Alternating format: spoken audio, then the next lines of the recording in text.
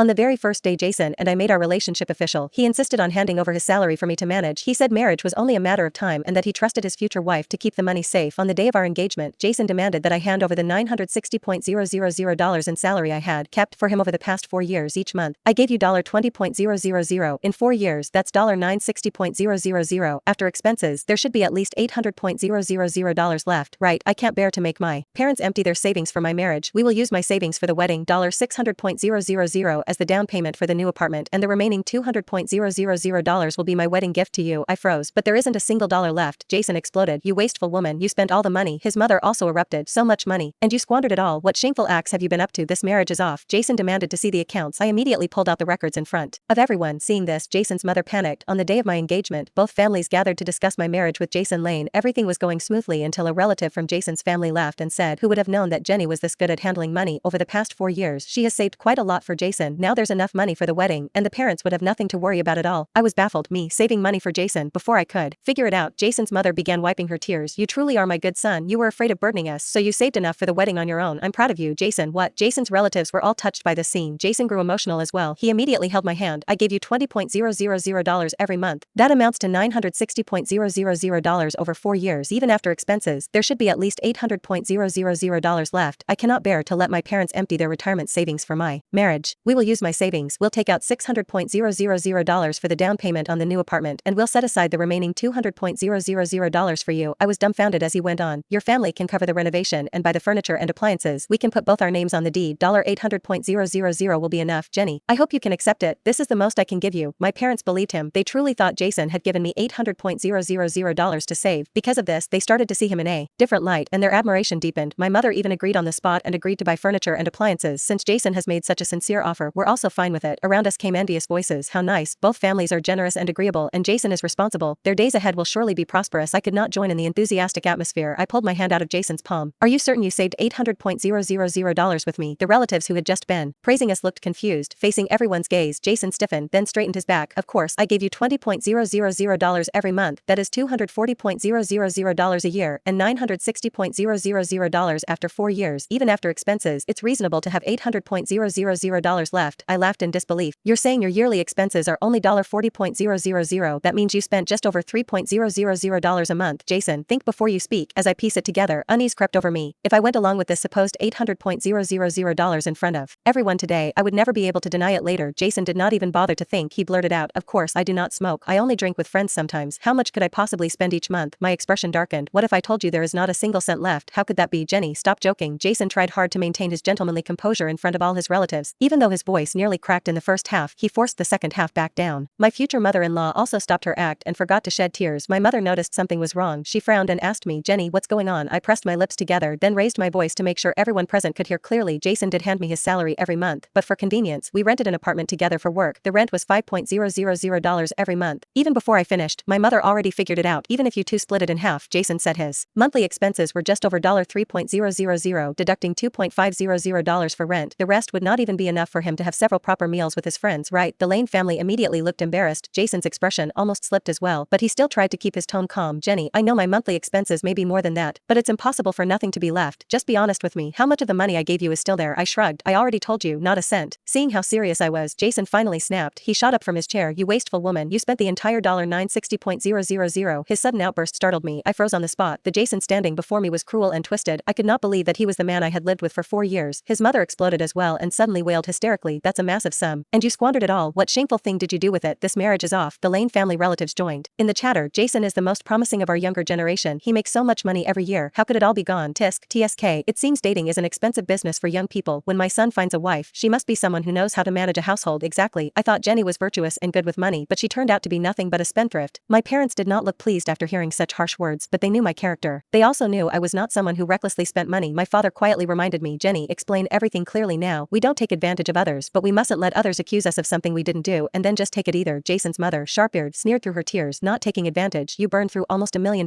in 4 years. Your daughter lived in comfort with Jason. So how could you say she suffered?" My mother, being a woman of dignity, could not stoop to that kind of bickering. Her face flushed red with anger. "Jenny, accounts must be settled properly. You should know this principle. Do not let them smear you. Since everyone is here today, we will settle it right here in the open." Settle it? Of course, it had to be settled. The Lane family relatives craned their necks, eager for a spectacle. How could I not give them exactly what they wanted? I pointed at Jason's suit. "The suit you are wearing costs $5,000. $1.000. The shirt underneath was $1.200. The leather shoes on your feet were $3.000. Even your tie was more than $800. You have at least 40 sets of similar outfits in your closet. At once, murmurs of calculation spread around the room. Some people even pulled out their phones and started using their calculators. The conclusion came quickly. Good heavens, just a few outfits add up to more than $400.000. Jason had not realized that he had been spending so heavily. His confidence faltered, and his parents were stunned as well. After a long pause, Jason forced out a line. Some of those were birthday gifts from you. You cannot seriously count those against me, can you? You were using my money to buy me gifts. I cannot believe you would think that way. I barked out an angry, sharp laugh. When did I ever say I would count those against you? I had been a fool and allowed myself to spend too much on him. My gaze shifted to his wrist. That watch. I had given it to him that year for his birthday. I had told him it only cost tens of thousands, but in truth, it was six figures. Until that day, my relationship with Jason had been fine. He sometimes acted like a nobody who thought he had become somebody, flaunting himself and caring too much about appearances. However, he did not have major flaws and treated me decently. When it came to food, clothing, housing, and travel, we were compatible, our tastes matched, and unlike other men from rural families who were stingy, he was excessively generous. What I had not expected was that his generosity came from the fact that I was safeguarding his salary. Spending it felt like dipping into an endless vault. Once the flashy disguise was torn away, our 4 years together turned out to be unbearably hollow. Just to protect his pride and his vanity, I had not even dared to tell him the truth about my real income and family background. He said his monthly salary was $20.000, so I claimed mine was $15.000. In hindsight, it was utterly foolish of me. Noticing my gaze, he quickly pulled down his sleeve to cover the watch. That was also a birthday gift from you. You are not going to count that in two, are you? Disgust welled up inside me. I know, I never intended to add everything in. I just want to ask you one last time. Do you still insist on continuing this calculation? Will you admit you never saved any money with me? Jason grew irritable. Of course we'll continue, even if half of these outfits were paid with my own money. That is only a little over $200.000. These expenses were all necessary for work. If you claim there is nothing left, then where did it all go? I want to see what other big expenses you think you can name besides these. I said fine 3 times in a row, then pulled out my phone and opened my accounting app. Here are our household expenses. Rent is $5.000. Utilities, gas, tissues, and other household items cost $1.000 a month. During summers, electricity is much higher, so we need to add another $1.000 each month. Besides that, you do not cook, and I do not have time to cook either. For breakfast and lunch, we always eat outside or at our offices. Dinner is always takeout or dining out.